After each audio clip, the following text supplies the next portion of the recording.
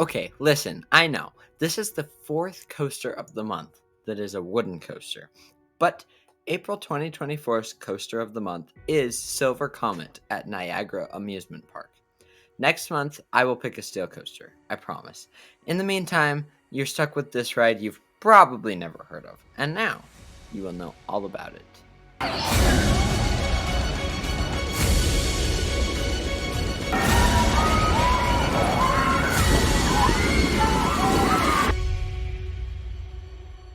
On July 1st, 1961, Fantasy Island opened in Grand Island, New York. It is located just off I-190 and is roughly 6.5 miles from Niagara Falls as the crow flies. The park had 5 themed areas: Action Town, Animal Kingdom, Garden of Fables, Indian Village, and Western Town. However, in the late 70s and early 80s, the park struggled financially because of an attendance drop due to the oil crisis and the fall of the Rust Belt economy. In 1982, Fantasy Island declared bankruptcy and did not operate that season. Charles R. Wood Enterprises purchased the park.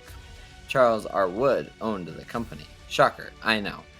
And they also owned Great Escape in Queensbury, New York at that time.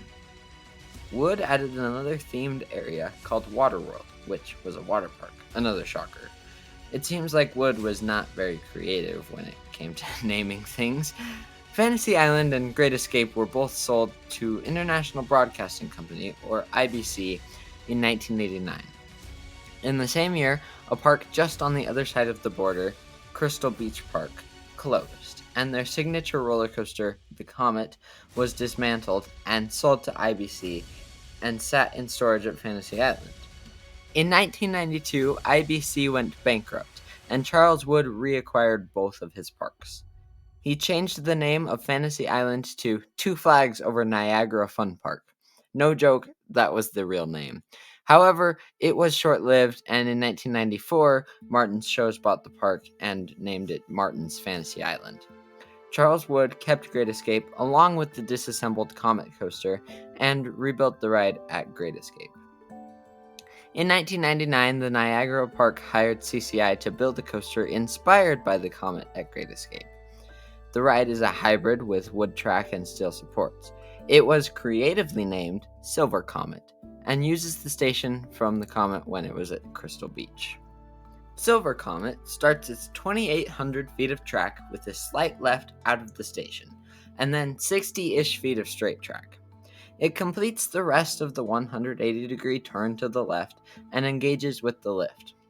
Riders are pulled to the top of the lift and drop 82 feet, curving ever so slightly to the left.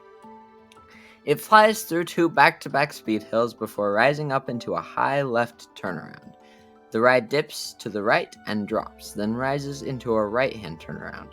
A drop leads up into another right turnaround that lines up the train for a left turnaround. This drops into another right turnaround that sends the train back toward the station. A small speed hill is followed by a slight right up into the final brakes. After coming to a complete stop, the train inches forward and dips down into the station. Who knows why this brake run is so high? I don't. The single train that completes this course was manufactured by Philadelphia Toboggan Coasters. It has 6 cars that each hold 4 riders. It has passed through several different color schemes in its lifetime, and now is metallic blue. In 2016, Martin's Shows sold the park to Store Capital, who leased it to Alex Parks Group. The park's name was returned to Fantasy Island. However, the park's condition deteriorated, and Alex listed that Fantasy Island would permanently close in 2020. However, in this situation at Indiana Beach, Gene Staples came in and saved the day, and here he did it again, acquiring Fantasy Island. He gave the park its current name, Niagara Amusement Park and Splash World. The water park reopened in August of 2021, and the rest of the park, including Silver Comet, opened for the 2022 season. Niagara Amusement Park has had a wild history. Silver Comet has a very interesting layout. Apparently, it's been ranked relatively high on coaster lists, which surprises me since it's just a bunch of drops and turnarounds. But maybe those drops have airtime. I don't know. I haven't ridden it, to be perfectly honest with you. So let me know what your thoughts are on this ride. Does it actually have good forces? Anyway, then go and have a coaster adventure.